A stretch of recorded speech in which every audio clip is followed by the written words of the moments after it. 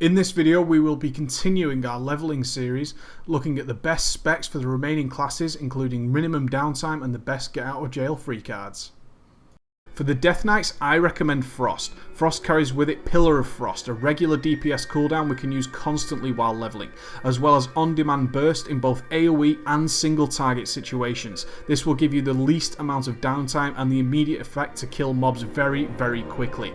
I'd recommend in your talents you take Unholy Blight, a 1.5 minute cooldown, allowing us to do very, very large AoE and dot all target. Death's Advance. You passively move 10% faster, and movement impairing effects will not reduce our speed below 70% of normal. It also carries a cooldown, allowing us to have a 30% movement speed gain should we need it. Death Pact, a large on-demand heal to rescue us whenever we get into trouble, and Runic Corruption, very quick resource regeneration as we move from mob to mob.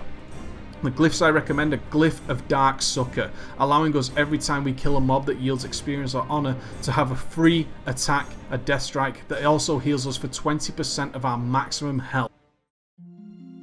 For the Druids, I recommend Balance. The combination of both spell power and mana allows us to keep consistent healing while DPSing large amounts of mobs with very, very little downtime whatsoever.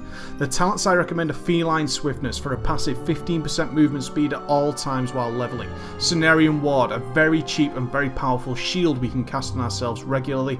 Incarnation for an on-demand DPS cooldown every 3 minutes. And Ursol's Vortex, allowing us to CC mobs should we get into trouble, along with Typhoon for the same reason. The glyphs I recommend are both Glyph of Dash, reducing the cooldown of dash by 60 seconds, providing increased movement speed whenever we require it. The priority glyph is Glyph of the Moon Beast. We can now cast Healing Touch, Rejuve, Rebirth and Tranquility without leaving Moonkin form, allowing us to heal on the move constantly.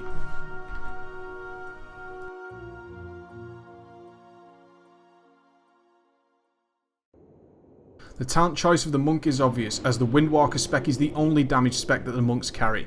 The talents I recommend are Celerity, allowing us to roll and chi torpedo more often and increase our amount of charges, allowing them to regen while we DPS. Zen Sphere, to form a sphere above our heads which not only heals us but causes extra damage. Power Strikes, giving our jab chance to initiate extra chi. Charging Oxwave for an AoE stun should we need it. And Healing Elixirs, gaining 10% of our total health anytime we drink from a brew or a tea. The glyphs I recommend are Glyph of Fortifying Brew. Our Fortifying Brew reduces damage taken by an additional 5%. Glyph of Fist of Fury, giving us a 100% parry chance while channeling. And Glyph of Afterlife, increasing the chance to summon a healing sphere when we kill an enemy while gaining experience or honor by 25%.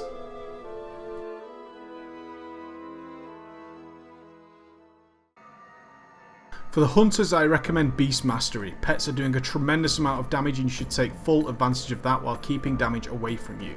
The talents I recommend are Narrow Escape. While we disengage, we actually trap mobs behind us. Binding Shot to aid in CC of multiple mobs. Spirit Bond, allowing us to regenerate health constantly on both us and our pet. Dire Beast, a short duration cooldown which also increases our focus as we move from mob to mob. And Blink Strike, allowing us to teleport our pet instantly behind enemies as we pull more and more and more. The glyphs I recommend are Glyph of Misdirection, instantly resetting the cooldown should we use Misdirect on our pet.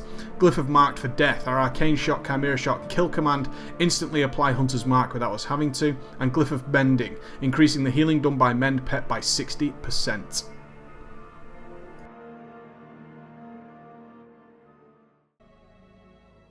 For the Paladins, the only choice is Retribution as our only talent spec that is based around damage. The talents I recommend are Long Arm of the Law, increasing our movement speed by 45% after each successful judgment. Fist of Justice for a more powerful stun. Selfless Healer, allowing us to reduce the mana cost to 0 of flash heal and increase its effectiveness by 35% per stack. Unbreakable Spirit to reduce the cooldown on our shield should we need it. And Divine Purposes. Every time we use Holy Power we have a 20% chance to cause our next ability to cost no Holy Power and hit as if we had 3. The glyphs I recommend are Glyph of Double Jeopardy. Judging a target increases the damage of your next judgment by 20% as we switch target. And Glyph of Templar's Verdict. Every time we use Templar's Verdict we will take 10% less damage for the next 6 seconds every single time. Choice for the priest is obviously Shadow as our main DPS spec. The talents I recommend are Void Tendrils, an on-demand route for up to 5 enemies, Body and Soul allowing us to use Power Word Shield as a nice 60% movement speed increase between mobs, and From Darkness Comes Light, giving us a 15% chance to proc free Mind Spike. I recommend Angelic Bulwark as an emergency jail free card. At 30% health we will gain an absorption shield equal to 20% of our total health, and Divine Insight giving us the chance for free instant cast Mind Blasts. The glyph I recommend are Glyph of Dark Binding, allowing us to cast Prayer of Mending and Renew while in shadow form. Glyph of Renew, our Renew heals for 33% more each time it heals, its duration is reduced by 3 seconds, and Glyph of Mind Blast. Every critical Mind Blast we hit will cause the target to stand still.